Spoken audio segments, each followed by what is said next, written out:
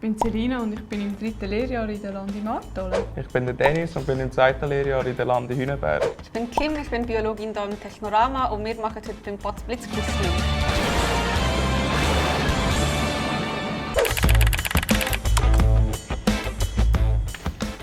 Hört man die Frösche besonders laut singen? Oh. Hörst du es in deinen Ohren klingen?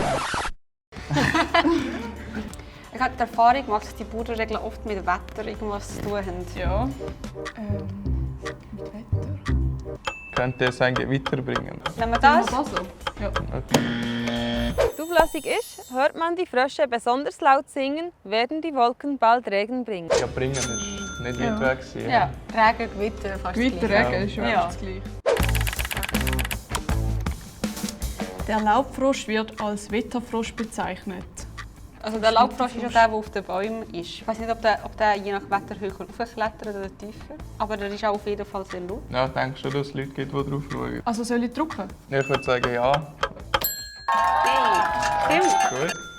Insbesondere während der Paarungszeit quaken Frösche laut. Das kann ich mir vorstellen, ja. Das ich ist kann- so, hallo, da bin ich, komm zu mir, komm zu Ja, mir. ja, also ich würde sagen schon Leute, weil sie wollen ja das Weibli anlocken. Ja. Ja. Stimmt, ja. Weibliche sowie männliche Frösche können quaken. Ich glaube nur die männlichen. Ja, Ist jetzt auch die Frage, ist eben es wegen können vorher, oder weil die tun? wollen ja die Weibli anlocken. Ja, aber das heisst ja nicht, dass Weibchen nicht können. Was wollt ihr? Was wollt ihr? Falsch. Machen wir, ja. Mach mal falsch. Um ihre Haut abzukühlen, quaken Frösche bei hoher Luftfeuchtigkeit. Ich wäre der Meinung, nein, weil irgendwie... Ja, also wenn die Luftfeuchtigkeit hoch ist, dann Wenn will sich ich- ja nicht abkühlen. Ja, wenn ich laut schreie, tue ich gar nicht abkühlen. Also ich würde sagen nein. Ja, ich Ja. würde auch sagen nein. Hey, Nein, wird schau alles nicht. richtig? Ist diese Bauernregel wissenschaftlich?